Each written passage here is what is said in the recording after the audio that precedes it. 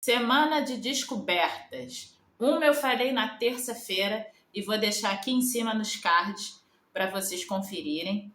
E a outra eu vou contar hoje nesse vídeo e ela tem tudo a ver com a reprogramação mental. É uma frase que eu ouvi por muitas vezes no meu ambiente familiar e que se tornou uma verdade para mim em 2016, quando tudo desabou na minha vida. Semana passada eu gravei um vídeo falando sobre os padrões familiares que a gente repete. Falei um pouco dos padrões da minha família que eu reproduzi ao longo da minha vida por conta de frases e de situações que eu vi acontecendo ao longo do tempo. Falei que a minha reprogramação mental ela se dá porque eu quero controlar, eu quero reverter o meu apego ansioso e porque eu preciso aprender a controlar o trem desgovernado que eu me transformo quando algo sai do meu controle, porque eu fico extremamente explosiva. Na terça, eu gravei um vídeo e contei como funciona esse meu mecanismo de explosão, como que ele se dá, a curva de explosão dele. E hoje eu acordei com a lembrança do que é a raiz dessa minha explosão. Por que que eu me cobro tanto? E tudo começou quando eu fui mandada embora de casa pela minha mãe em 2016. Mas a semente disso tudo aconteceu muito antes. Eu ouvi isso a minha adolescência inteira. Adolescência e na fase já adulta também. Eu sou a filha caçula. E eu reconheço hoje que sim, eu fui mimada. Não enxergava isso por conta do meu apego ansioso. Ele me fazia enxergar de uma outra forma. Mas isso também me trouxe alguns problemas. Eu tinha uma irmã que era muito controladora, autoritária e que cobrava a perfeição. E muitas vezes, no meu período de adolescência e já na fase adulta, ela dizia para mim que no dia que a minha mãe se fosse, eu precisava ser enterrada junto com a minha mãe, porque eu não sobreviveria. Eu não sabia nada da vida, eu não sabia fazer nada de casa. Quando isso, na verdade, era uma mentira. Eu só não fazia como ela queria que fosse feito. E isso se tornou uma verdade dentro de mim. E em 2016, quando a minha mãe me mandou embora de casa, em decorrência do Alzheimer dela,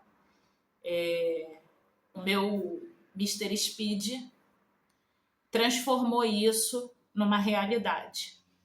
Quando a minha ficha caiu da realidade do que eu estava vivendo e que eu sabia que não tinha como voltar mais para casa da minha mãe, eu repetia muito para mim que eu era dali para frente, que eu não podia errar, que eu tinha que dar certo, que se algo desse errado na minha vida, eu não podia dizer vou voltar para casa da minha mãe. Não existia essa opção. E foi aí que nasceu o meu Mr. Speed, né? Um sistema acelerado, desesperado, perfeccionista, controlador, que não me deixa errar. Isso vem dessa internalização, porque eu sentia a necessidade inconscientemente de provar para minha irmã que eu sim daria certo, que sim eu sobreviveria, e porque também era a minha realidade. Eu não tinha para onde voltar. O Mr. Speed funcionou. Ele me fez sobreviver. Eu paguei aluguel, eu não concluí a faculdade, mas consegui levar por mais 2 anos, fazer monografia, e no exato momento, após a defesa da minha monografia, eu abandonei a faculdade, mas reconheço que foi um feito muito grande. E eu só tinha eu, não tinha rede de apoio enfrentei julgamentos, engoli o choro e sobrevivi. Eu hoje não estou mais naquele caos, mas a minha mente ainda está. Hoje, tudo tem que ser urgente, tudo tem que ser perfeito, tudo tem que ser exatamente como o Mr. Speed calcula e organiza. Se alguma coisa sai fora disso, eu me puno, eu explodo, não com as pessoas, comigo. Fico extremamente crítica, me ofendo. Eu me sinto como se eu estivesse sendo expulsa novamente e tendo que provar para minha irmã e para mim que eu sobrevivo. Quem passa por isso e ainda não sabe nomear e que talvez se identifique com esse vídeo, entende o inferno que é viver com isso. De você achar que você tem a obrigação que dá conta de tudo, que você tem que dar certo em tudo, que você não pode falhar em nada. Reprogramar a mente não é só pensar positivo, é ter a coragem de olhar para si, para a própria história e dizer: essa frase, esse momento, essa situação moldou a minha vida, mas eu não preciso mais viver sob ela. Eu hoje reconheço a origem do meu caos. Eu hoje sei por que eu surto, por que eu explodo, por que eu me cobro, por que eu tenho mania de perfeição. E é por isso que eu estou aqui. Não para apagar o meu passado, mas para construir um novo caminho. Para que um erro não seja uma sentença de morte, e sim o processo de alguém que está viva e decidida a viver. E uma das coisas que me questionam muito é sobre essa minha lucidez dentro do meu processo. E eu sempre falo que, independente de público ou particular, que a gente precisa ser ativo dentro do nosso processo. Que você pode pagar o que for para o melhor psicólogo que existir. Que se você não se interessar por você, por conhecer você, não vai funcionar. E a coisa começou a funcionar para mim quando eu aceitei a terapia do SUS. Eu tinha muito preconceito, primeiro com psicólogo, com psiquiatra, como todas as pessoas têm, aquele preconceito. E depois eu achava que no SUS não funcionava, que o SUS era horrível, que não tinha suporte, que nada prestava no SUS.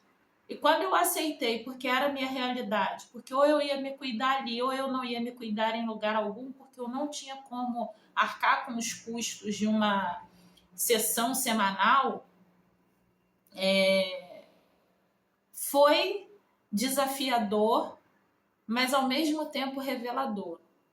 Eu hoje tenho essa lucidez, eu hoje cheguei nesse nível que eu cheguei e não acho que cheguei num nível profundo. Eu ainda estou caminhando, mas porque eu me dei essa oportunidade e porque eu também dei essa oportunidade ao SUS de me acolher, de me cuidar. E essa é uma parceria que está durando já há quase 5 anos e tem dado muito certo.